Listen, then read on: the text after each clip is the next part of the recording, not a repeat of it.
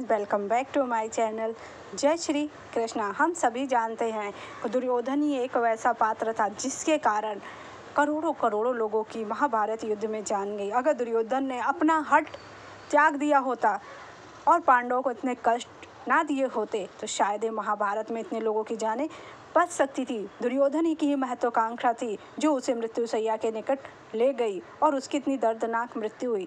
क्योंकि अगर दुर्योधन ने पांडवों का हक उन्हें दे दिया होता, पांडवों के साथ अन्याय पे अन्याय ना किया होता, यहाँ तक कि इतना सब कुछ सहने के बाद भी पांडवों ने उससे 5 गांव मांगा था, अगर वो भी उसने दे दिया होता तो शायद ये महाभारत का भयानक युद्ध नहीं होता और उसके 99 भाई नहीं मारे जाते। लेकिन उसके हट के कारण भीष्म पितामह, गुरु, द्रोण सभी की निर्मम हत्या हुई। लेकिन फिर भी उसके प्रिय पुत्र कर्ण की भी मृत्यु हुई। उसका प्रिय भाई दुशासन की छाती का लहू द्रौपदी ने अपने बाल धोए और भीम ने पिया। लेकिन फिर भी उसको इतनी अक्ल नहीं आई कि वह पांडवों के साथ संधि कर सके। मृत्यु शैया पे सोए उसने अपने माता पिता से ऐसा क्या कहा, चलिए जानते हैं। संजय ने दुर्योधन के अंतिम शब्द धृतराष्ट्र को सुना दिए।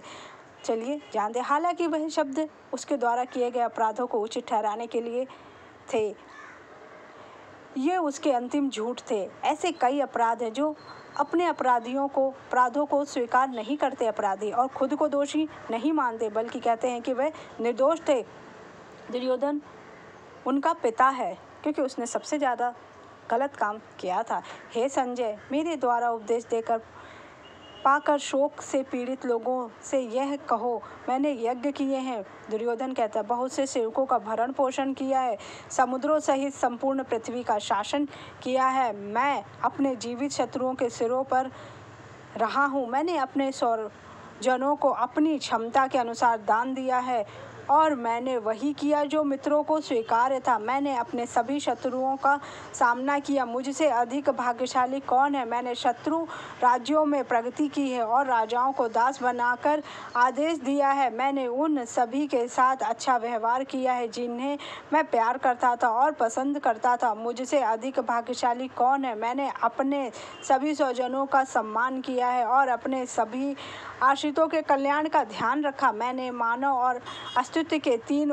उद्देश्यों धर्म, लाभ और सुख का ध्यान रखा। मुझसे अधिक भाग्यशाली कौन है? मैंने अपने आदेश महान राजाओं को सौंपे और सम्मान जो दूसरों के लिए अप्राप्य था मेरा था। मैंने हमेशा सबसे अच्छे घोड़ों पर अपनी यात्राएं की है। मुझसे अधिक भाग्यशाली कौन है? मैंने वेदों का अध्ययन किया और विधि के अनुसार दान किया। मेरा जीवन संपूर्ण सुख बीता है। स्वधर्म पालन से मुझे परलोक में अनेक सुखों की प्राप्ति होगी। मुझसे अधिक भाग्यशाली कौन है? सौभाग्य से मैं युद्ध में पराजित नहीं हुआ, ना ही मुझसे अपने शत्रुओं की सेवा करनी पड़ी। हे प्रभु, सौभाग्य से मेरी मृत्यु के बाद ही मेरी बढ़ती हुई समृद्धि मुझे त्याग कर किसी अन्य की सेवा करने को विवश करती है। धर्म पालन करने वाले श्रेष्ठ क्षत्रियों को जो अभीष्ट है वही मृत्यु मुझे प्राप्त होती है। मुझसे अधिक भाग्यशाली कौन है? सौभाग्य से मुझे शत्रुता के